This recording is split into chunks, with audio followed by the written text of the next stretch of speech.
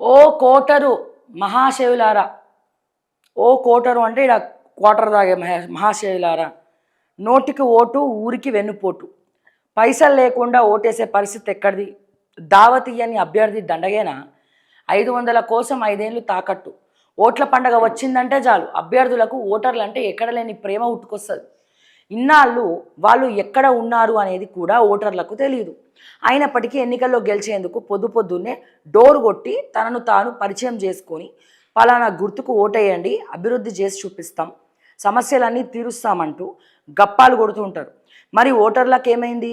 ఊరి గురించి, స్థానిక సమస్యల గురించి తెలిసి ఎవరైతే సమస్యలు పరిష్కరిస్తారో వారిని ఎన్నుకోవాల్సింది పోయి కోటరు సీసాలు తాయిలాలకు లొంగిపోయి తన ఓటుని అమ్ముకోవడం భావ్యమేనా? కోటరు సీసా కోసం 5 ఏళ్ళు ఊరిని తాకట్టు పెట్టేయడం బాధ్యతారాహిత్యం కాదా అని చెప్పి సొసైటీ పేజీలో ఈరోజు రాయడం జరిగింది. కరెక్టేగా? అసలు నిజంగా మీరు ఆలోచించండి ప్రజలారా, ఒక సర్పంచ్ అభ్యర్థి ₹1,00,00,000 ఈ రోజున ఖర్చు చేయడానికి రంగం సిద్ధం చేసుకుంటున్నాడు. నెలకి ₹6,500 జీతం. ఓకే, ఒక సర్పంచ్, ఒక గ్రామ సర్పంచ్ ₹1,00,00,000 ఏకగ్రీవంగా ఇచ్చి, కొంతమంది ఏకగ్రీవంగా ఎన్నికలు చేసుకుంటున్నారు, ఇంకొంతమంది ₹1,00,00,000 ఖర్చు పెట్టడానికి, ఎన్ని కోట్లైనా ఖర్చు పెట్టడానికి రెడీ అవుతున్నాడు. అంటే దేనికోసం? సర్పంచ్గా గెలిస్తే అక్కడ ఊర్లో ఉండే ప్రతి బిల్లులో అతను వాటా తీసుకోవడం కోసం. అంటే ఏంది? అక్కడ ఉన్నటువంటి భూములు తాకట్టు పెట్టడం కోసం.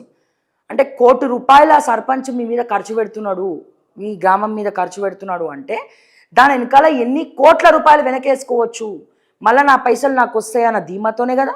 అంటే ఒక సర్పంచ్ కూడా ఎంత అవినీతి చేస్తున్నాడో మీరు ఆలోచించండి.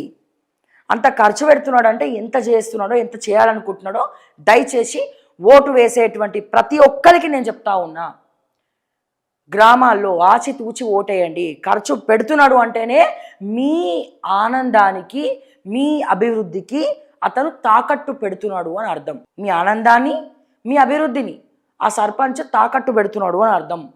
సో దయచేసి కోట్లు ఖర్చు పెట్టోడు కావాలనో, పని చేసేటోడు కావాలనో, ఒక సర్పంచ్కి అంత పెడుతున్నాడు అంటే ఎంత అవినీతి చేయొచ్చని అతను మెంటల్గా ఫిక్స్ అయిపోయినాడో ప్రతి ఒక్కరు ఓట్లు వేసేటప్పుడు ఆలోచించుకోవాల్సినటువంటి అవసరం ఉన్నది ఈ రోజున.